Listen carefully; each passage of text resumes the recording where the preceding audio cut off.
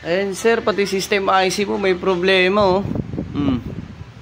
Then nagpalit na rin ako ng IPM sir, para magamit mo na matagal yung aircon mo.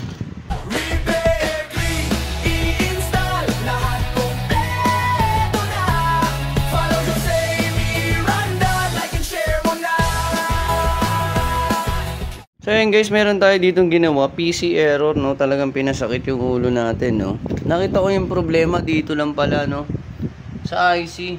Kung makikita ninyo to, eto yan yung lining na yan, nag-umido yan no, so hindi mo siya makikita kung wala kang microscope.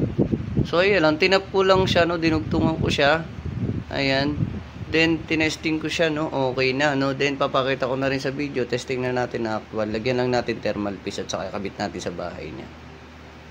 So ayan sir, pinapatuyo na yung board mo sir, nilagyan namin ng clear para hindi na maulit no. Ang issue nito sir, ano yung corrosion ng corrosion ng IC niya, ayan. Dinugtungan ko na lang sir kung makikita nyo, ayan no. Ito. Dinugtungan ko na lang no. Then pinalitan ko na rin ng IC, then pinalitan ko na rin IPM para matagal mo magamit. Then sprayan ko po siya ng Pilox para hindi na siya maulit pa. Matagal nyo na to magagamit sir bago na IPM eh. So ayan, testing oh.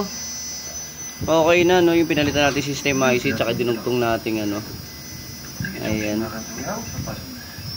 Dito pala nakakonect yan, dito sa may kulay itim.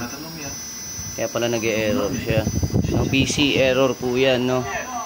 So check natin yung sensor, check natin yung IC. Okay pa no.